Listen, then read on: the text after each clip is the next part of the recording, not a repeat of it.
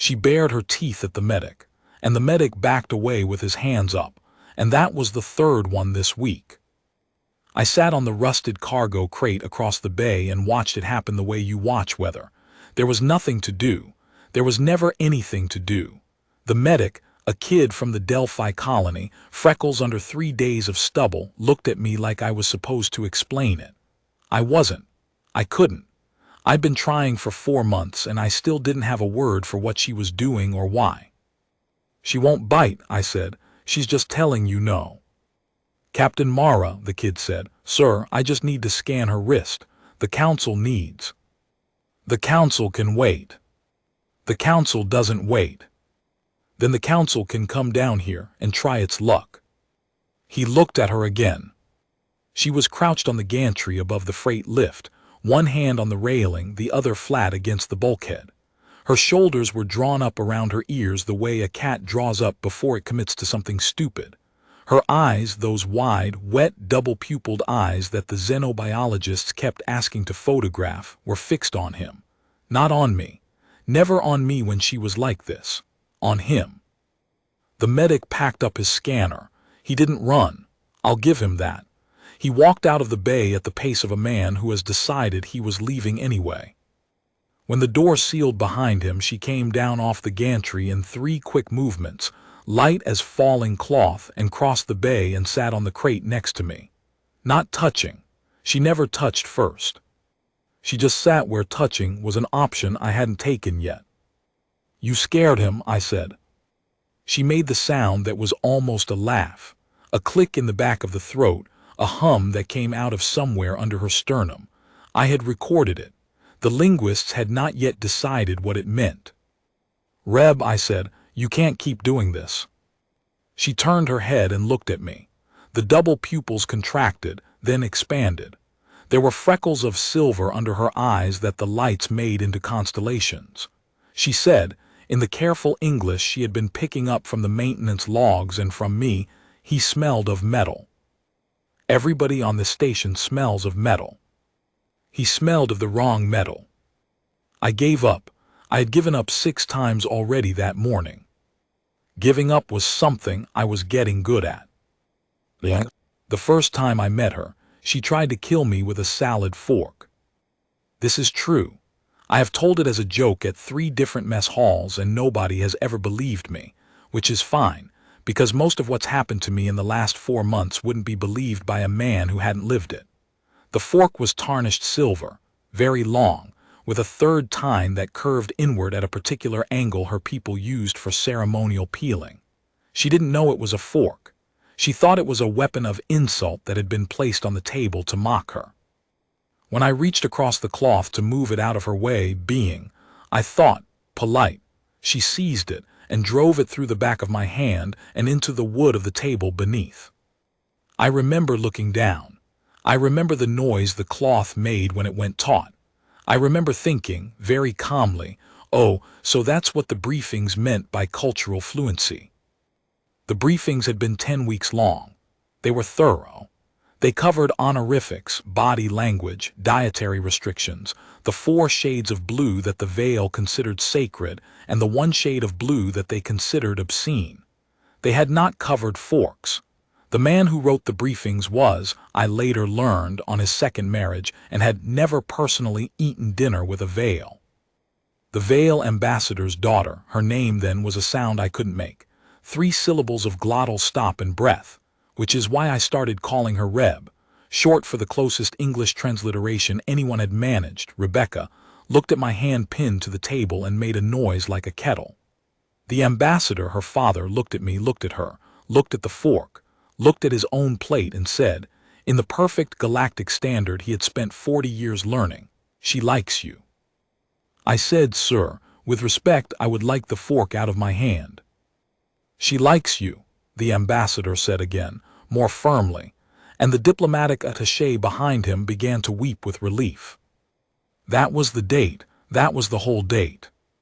We sat at the table for another 2 hours while I bled into a napkin and Reb refused to look at me, and the ambassador explained that, by an old ritual nobody had practiced in 6 generations, the placing of the fork between 2 diners was a question, and the driving of the fork through the hand of the diner who had touched it first was the answer.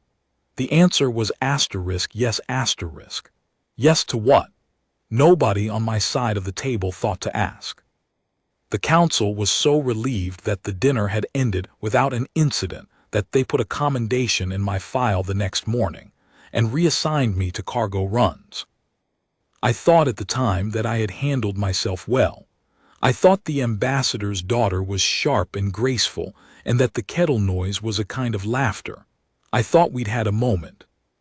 I have since learned that Reb spent the next 11 weeks telling anyone who would listen that the human at the dinner had been the most embarrassing creature she had ever been forced to share a room with, that he chewed with his mouth, that he had no idea what his eyebrows were doing, and that if she ever saw him again she would, in the interest of clearing the cultural record, eat his thumbs. I learned this from her much later, when she was teaching herself English by reading the only book I had on me, which was a bound printout of 2 seasons of a soap opera scripts.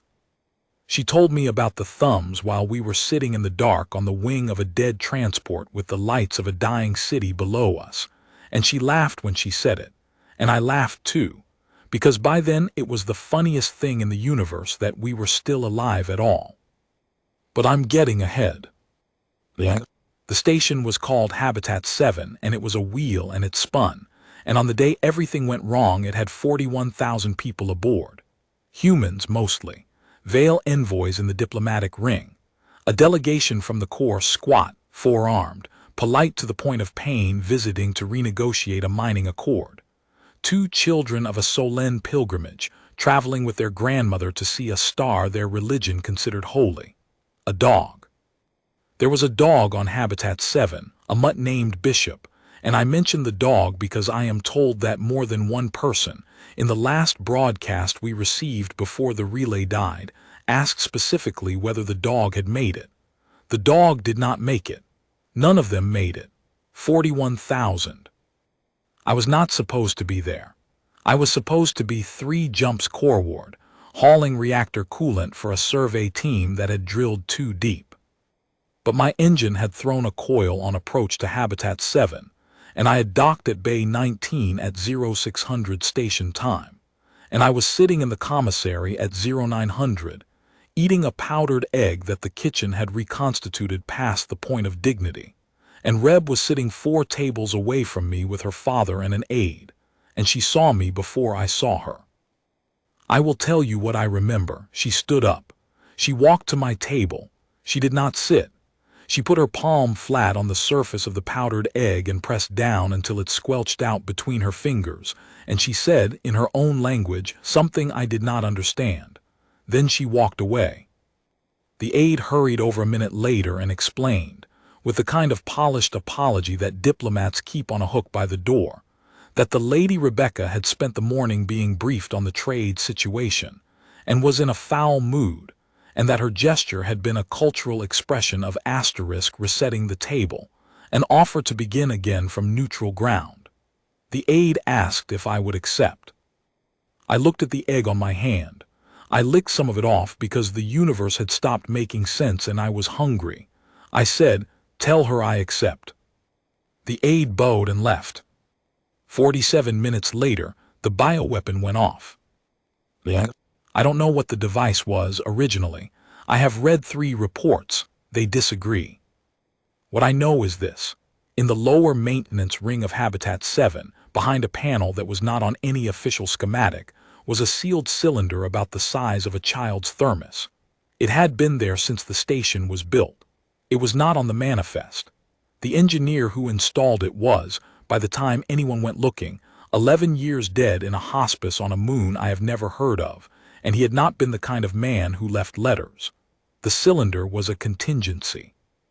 The council had, in a closed session that nobody now wants to claim attending, voted to put contingencies on every station above a certain population threshold, in case of certain kinds of contagion, in case of certain kinds of uprising, in case of 100 other things that the people who voted didn't want to name out loud.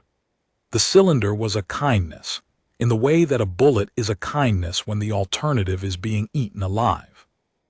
The cylinder was triggered by accident. The engineer who tripped it was a core, one of the polite four-armed ones, who had been running diagnostics on a coolant line and had reached, with his lower right hand, for a switch that should not have been there. The switch had been mislabeled in a language nobody on the station spoke fluently. The core engineer died first. He died fast. I am told it was painless. I do not believe the people who tell me this, but I appreciate the effort. After the core, it took 11 minutes for the agent to reach the diplomatic ring. I know because I was watching the clocks. I was in Bay 19, sitting in the cockpit of my coil-thrown freighter, arguing with a maintenance tech about whether the part I needed would arrive that afternoon or the next morning, when the lights changed. Habitat 7 did not have an alarm for what happened. It had alarms for fire, for decompression, for radiation, for hull breach, for 15 other things. It did not have an alarm for the cylinder, because the cylinder was not officially there. So what we got when the cylinder went was the lights changing, a slow shift from the warm yellow of station day to the cool blue the engineers called *medical*. The blue meant something was wrong in a way the system didn't have a word for. The blue meant *figure it out. The maintenance tech stopped talking mid-sentence. He looked up at the lights. He said, "Oh." Then he sat down on the deck and died. I am not exaggerating. I am not compressing for narrative. He sat down, not fell, sat, and he put both hands flat on the deck plates as if he were settling in to wait for something, and he closed his eyes, and a thin line of blood came out of his left nostril and he stopped breathing. The whole thing took maybe 9 seconds. I was close enough to touch him. I did not touch him. I have spent 4 months trying to understand why I am alive and he is not. The xenobiologists have one theory. The Vale medics have another. Reb has a third, which she has never spoken aloud, but which I have started to suspect is closer to the truth than either. The theory the xenobiologists like is that the agent was tuned to a particular protein expression that my body, due to a childhood illness, doesn't produce in the standard configuration. The theory the Vale medics like is that I was, at the moment the agent reached Bay 19, holding my breath, because the maintenance tech had just told me a price I didn't like, and that this delay was enough to let the agent disperse before I inhaled a lethal dose. Both theories are plausible. Both theories are probably partly correct. Reb's theory, which she has never said but which I have read in the way she holds my wrist when she thinks I'm sleeping, is that I am alive because she decided I would be. I do not know how to feel about this theory. I do not know if it is a theory at all, or if it is a fact about her people that I have not yet learned the shape of. There is a great deal I have not yet learned the shape of. What I did when the maintenance tech died was this: I stood up. I closed the cockpit hatch. I sealed the freighter to the dock. I keyed the comm. The comm was dead. I keyed it again. Still dead. I went to the dock window and I looked out into the bay and I saw 3 more people on the deck, none of them moving, and I saw the lights pulse blue. And I thought, in the very calm voice that I get in my head when everything is going wrong, the diplomatic ring asterisk. I do not know why I thought of the diplomatic ring. I had no business there. I had been there exactly once, 4 months earlier, for a dinner that had ended with a fork in my hand. I had been reassigned the next morning and had not spoken to anyone in that ring since. But I thought of the diplomatic ring, and I thought of Reb, and I thought of the way she had put her palm down on my egg that morning, and I unsealed the freighter and I went. I took a respirator from the emergency locker. I took 2. I took a med kit. I took the small sidearm I am not, by regulations, supposed to carry on station, but which I had been carrying since the dinner with the fork. I went through the corridors of Habitat 7 at a run. I will not tell you what I saw. There were 41,000 people on Habitat 7. They were not all dead when I started running. They were all dead when I stopped. She was in a service corridor behind the diplomatic ring, alone, with her back to a bulkhead, and her father's body across her lap. She was holding his hand. She was not crying, her people don't, in the way we mean it, but her eyes were wide, and the silver freckles under them were standing out the way they did when she was furious or frightened or both. She looked up when I came around the corner. She did not recognize me at first. I had the respirator on. I pulled it off so she could see my face, and her pupils contracted to pinpoints, and she made the kettle noise. The one I now knew was not laughter. I said, "Reb, we have to go." She said something in her own language. It was a long sentence. I didn't understand a word of it. I knelt down. I put the second respirator in her hand. I said very slowly, "Put this on. We have to go. The station is dying." She looked at the respirator. She looked at her father. She looked at me. She put the respirator on. I should say here that I do not know why she came with me.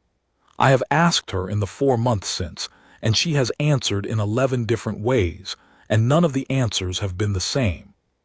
She has said because you had 2 masks asterisk. She has said because my father told me to before asterisk. She has said because you were the one who came. She has said because I had not finished my answer to the question of the fork. She has said I will tell you when you are older asterisk, which made me laugh because I am 11 of her years older than she is, and she knows it. She has said other things I will not write down. What I will write down is that she stood up, and she stepped over her father, and she did not look back, and she followed me through Habitat 7 while everything we passed was dead or dying, and we got to Bay 19, and we got into the freighter, and I sealed the hatch, and I burned the docking clamps because they would not release on a command channel that was already dead, and I pulled us out of Bay 19 at a thrust that would have stripped paint off a battleship. The station was behind us for a long time. It was very bright. It did not explode. Bioweapons don't. That's the whole point of them. They leave the architecture intact. But the lights stayed on, and the wheel kept turning, and from 1,000 kilometers out it looked like a city at night, like a place where 41,000 people were going about their evening. And that was the worst thing I have ever seen, and I think it will be the worst thing I ever see, and I have made my peace with that. Reb sat in the co-pilot's seat. She did not put her hands on the controls. She watched the station for a long time. Then she turned her head and she looked at me and she said, in the careful new English she had been practicing for 4 months out of spite, "Thank you, Captain." It was the first full English sentence I ever heard her say. I cried for about a minute. Then I plotted a course for the nearest place I could think of that was not on any major shipping lane, which was a dust-choked rock called Carrow's Drift, and we went there, and we have been there more or less ever since. Carrow's Drift was abandoned for a reason. The reason was that nothing on it works for very long. The dust gets into everything. The reactors choke. The water reclaims seizes. The settlement on the south slope is half buried and the settlement on the north slope is fully buried, and what I have done for 4 months is keep the south slope settlement alive by salvaging from the north slope settlement, and I have done this badly, and Reb has done it brilliantly. She is, it turns out, an engineer. I did not know this. The briefings did not mention it. The briefings had described her as a asterisk cultural attaché and a asterisk junior emissary, and a asterisk daughter of the line, none of which had prepared me for the moment, on our 3rd day at Carrow's, when she walked into the reactor room with a length of cable and a tool I had never seen before, and she looked at the manifold I had spent 2 days yelling at, and she said, "Oh, asterisk," and she fixed it. Just like that, "Oh, asterisk," and then she fixed it. I asked her that night what she had studied. She told me. The list was long. It included 6 disciplines I had never heard of and 1, transversal flow harmonics, that the Human Academy does not officially acknowledge as a field. She had 3 doctorates.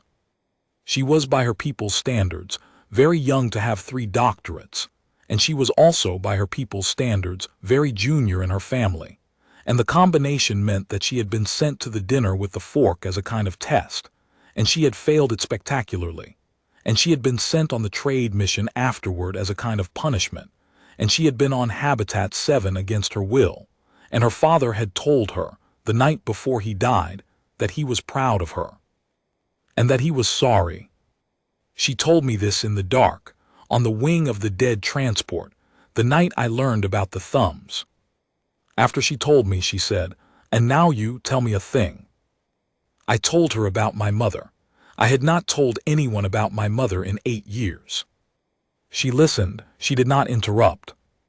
When I was done, she made a small sound in the back of her throat, not the kettle, not the laugh, something I had never heard before, and she put her hand on the back of my neck just for a second, and she took it away.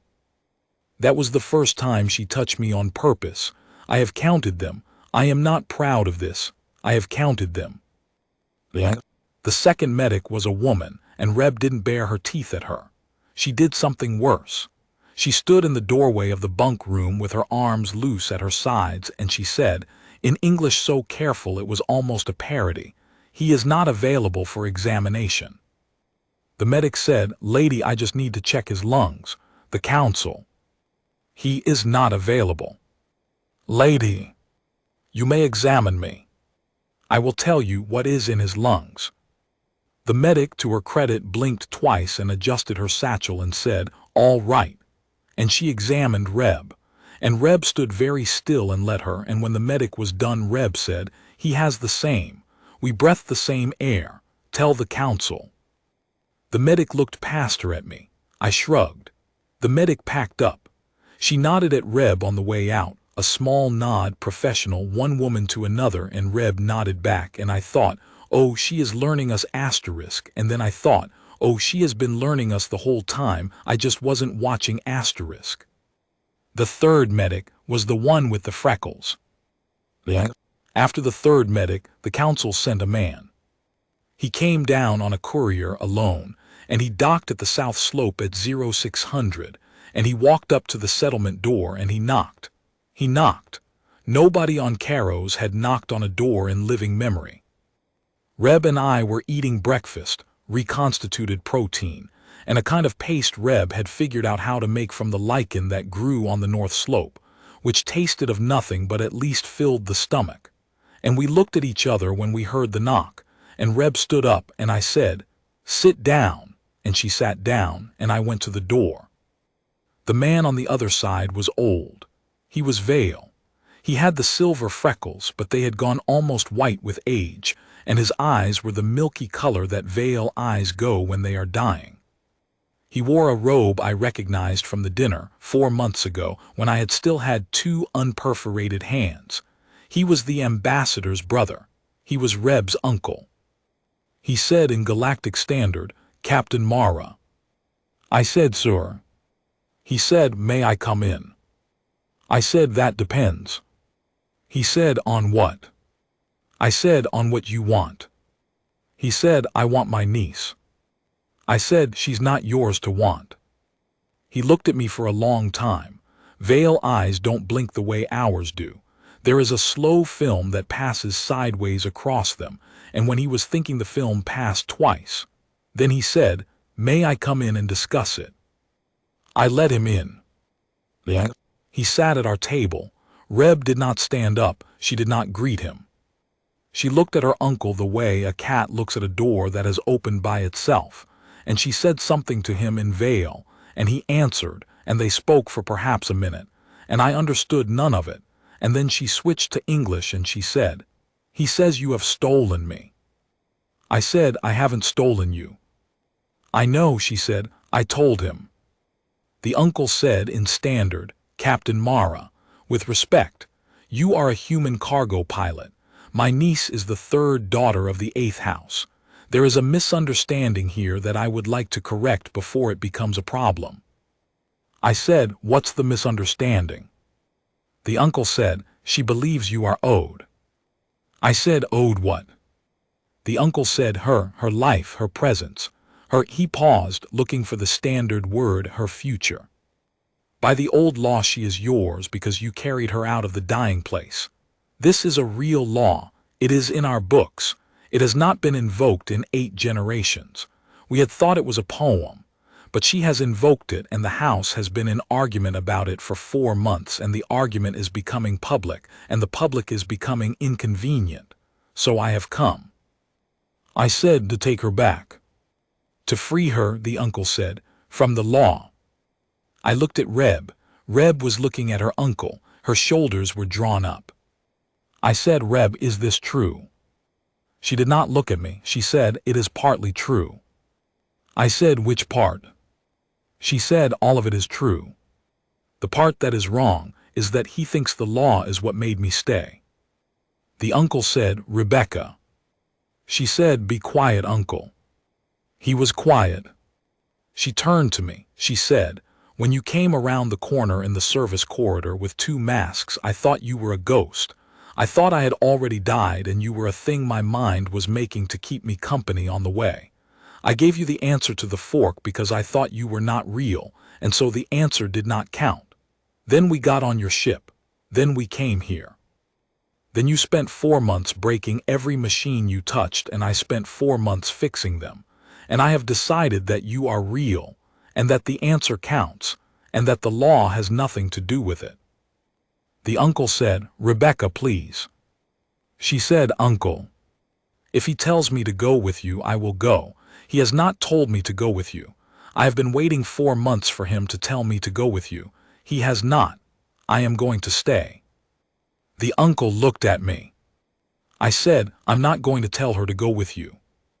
The uncle looked at the table for a while. He looked at his hands. He looked at Reb. He said, the house will not like this. Reb said, the house does not have to like it.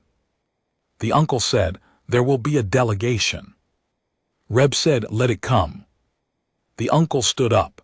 He smoothed his robe. He looked at me one more time and he said, in a voice I think was meant to be a kindness, Captain, you do not understand what you have agreed to. I said, I'm aware. He left. The delegation came 2 weeks later. There were 9 ships. They sat in low orbit over Caro's Drift for 3 days before any of them landed. On the 2nd day, a council frigate arrived to keep an eye on the Vale ships. On the 3rd day, a 2nd frigate arrived to keep an eye on the 1st. By then, the South Slope settlement had become the most observed 3 buildings in the sector. The council had sent a negotiator. The Vale had sent a speaker of the 8th house. The negotiator and the speaker were, by the time they finally walked up to our door, already in a polite cold fury with one another. They came in. They sat at the table. Reb made tea. The tea was a thing I had taught her badly, and she had then taught herself well. It was very good tea. The negotiator and the speaker accepted it, because to refuse tea in someone's home is rude in both our cultures. And they sipped. And the speaker said, in beautiful standard, Lady Rebecca, the house requests your return. Reb said no. The speaker said, the house offers, in exchange for your return, the dissolution of the law of carrying, and the formal entry of the human male designated * Jeffrey Mara into the records of the 8th house, as one who has performed an act of preservation, with all attendant honors. Reb said no. The speaker said, the house offers, in addition, the restoration of your seat at the table of the young, and the return of your engineering license, and the lifting of the punishment that was placed on you after the incident at the dinner. Reb said no. The speaker said, the house offers. Reb said, speaker, stop. The speaker stopped. Reb said, I will not return. I will not return for honors. I will not return for my seat. I will not return for my license. I will not return for the lifting of the punishment which was unjust. I will not return because the house is embarrassed. I will not return because the council is inconvenienced. I will not return because you have brought 9 ships. If you bring 90, I will not return. If you bring 900, I will not return. Is this clear? The speaker said, Lady, it is clear, but it is not. She bared her teeth, not the way she had at the medic, not as a warning, as something else. The speaker fell silent. Reb said, Speaker, look at me. I am going to tell you a thing that I have not told the human because he has not yet asked, and I owe him the courtesy of his own question. I am going to tell you because you have come into my home with 9 ships and you have offered to buy me. I am going to tell you, and you are going to carry it back to the house, and the house is going to understand, and there is going to be no more of this. Are you listening?" "I am listening," the speaker said. "On the day the station died," Reb said, "I was sitting in a service corridor with my father in my lap, and my father was dead, and the air was full of the agent, and I was waiting to die also. I was not afraid. I had decided. I had even chosen the wall I would face. And then a man came around the corner. He was wearing a mask, and he had a mask in his hand, and the mask in his hand was for me. He did not know me. He had met me once. I had pinned his hand to a table with a fork. He had no reason to come for me. He had every reason to be in his ship leaving. He came anyway. He pulled the mask off his own face so I would recognize him. He gave me the second mask. He said 3 words. He said, 'Reb, we go.' He held out his hand." She paused. The speaker had not moved. "I have been a daughter of the 8th house for 31 years, Reb said. "I have been pursued by the sons of 7 other houses. I have been offered marriages in council chambers and on terraces under 3 different suns. I have been written about in love poems by men I have never met. In all of that time, in all of those offerings, in all of those poems, not one of them, not one, speaker, ever came around a corner for me when the air was poison and there was no profit in it. Not one of them ever held out a hand." The speaker looked down at the tea. "He held out a hand," Reb said. "I took it. The law of carrying has nothing to do with anything. I would have followed him out of that station if there had been no law. I would have followed him out of that station if my own house had forbidden it on pain of death. I followed him because he came. Do you understand?" The speaker said very quietly, "I understand." "Go home," Reb said, "tell them." The speaker stood up. He bowed a veil bow deep, the kind you give to an equal you have wronged. He left. The council negotiator, who had not said a word the entire time, looked at me. He had been writing on a small slate. He looked down at the slate. He looked back at me. He said, "Captain Mara, off the record. May I ask you one thing?" I said, "Go ahead." He said, "Why did you go to the diplomatic ring?" I said, "I don't know." He said, "Try." I thought about it. I thought about the maintenance tech sitting down on the deck and putting his hands flat. I thought about the lights going blue. I thought about Reb at breakfast, pressing her palm into my powdered egg. I thought about the fork, 4 months earlier, and the way she had looked at me across the table when the ambassador said she likes you. I thought about my mother. I said she had asked me to start over. That morning, at breakfast, she'd asked and I'd said yes. I don't leave a yes lying around. The negotiator wrote that down. He wrote it very slowly. Then he closed the slate. He said, "Captain, I am going to tell the council that this matter is closed." I said, "Thank you." He said, "Don't thank me. You don't understand what you have agreed to either." He left. I am writing this on the wing of the dead transport in the dark, with Reb asleep against my shoulder. The dust is in everything. There is a fault in the reactor, and tomorrow I will help her fix it badly, and she will fix it well. The council frigates have gone. The Vale ships have gone. There is a courier coming next month with mail, which is the only mail I have received in 4 months, and one of the letters is from my sister, who has somehow heard that I am alive and is asking, in the polite half-furious way of older sisters, whether I plan to come home at any point in this lifetime. I do not know what I will tell her. I do know this. When the 3rd medic came, the one with the freckles, and Reb bared her teeth at him from the gantry, I asked her, after he left, why she did it. I asked her in English because I have learned that she answers most honestly in the language she has had to choose her words in. I asked her, "Reb, why don't you let anyone near me?" She thought about it for a long time. The double pupils contracted and expanded. The silver freckles caught the light. She said, "Because once a man came around a corner for me. There was only one of him in the whole universe. I did not know there was only one of him until I had been near every other one. Now I know. Now I am careful." I said, "Reb, I'm not going anywhere." She said, "I know." I am still careful. I said, about what? She said, about the ones who smell of the wrong metal. I said, Reb, most of them aren't dangerous. She said, I know. I said, then why? She looked at me. The kettle sound came up out of her, very soft, almost gentle. She said, because I have decided I will not lose you twice. I did not understand what she meant by twice asterisk. I have thought about it for 2 days. I have not asked her.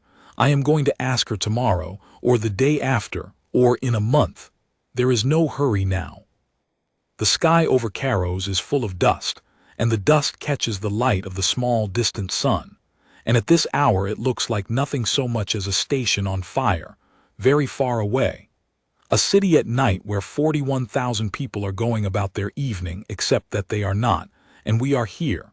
And the wing under us is cold, and the lichen paste is in the cupboard for breakfast. And the reactor will hold one more day, and her hand is in mine. I came around a corner once. I do not know what I agreed to. The Vale uncle was right about that. The council negotiator was right about that. But she held out a hand, too. She held it out across a fork in a dining room 4 months ago, and she held it out again in the dark of a service corridor, and she has held it out every day since. In the small ways her people hold things out, the palm on the powdered egg, the kettle in the throat, the teeth bared at the wrong metal. And what I have learned, in 4 months on a dust-choked rock with the third daughter of the 8th house, is that you do not have to understand what you have agreed to in order to keep your end of it. You just have to keep showing up. That is a thing my mother used to say. I did not know it was an alien thing to say until I said it to Reb, and she stopped what she was doing, and she made me say it again, and she wrote it down in her own language in the small book she keeps under the pillow. She showed me the book once. There are 17 things in it. They are all things I have said without knowing I was saying them. They are not poems. They are not laws. They are something else, something her people do not have a word for, something my people do not have a word for either. We are working on the word. We have time. The dust comes down. The light goes blue, then yellow, then blue again. Somewhere in the dark on the north slope, a piece of metal contracts in the cold and makes a sound like a kettle, and Reb stirs against my shoulder and does not wake. I do not know why she will not let anyone near me. I am beginning to think that I do.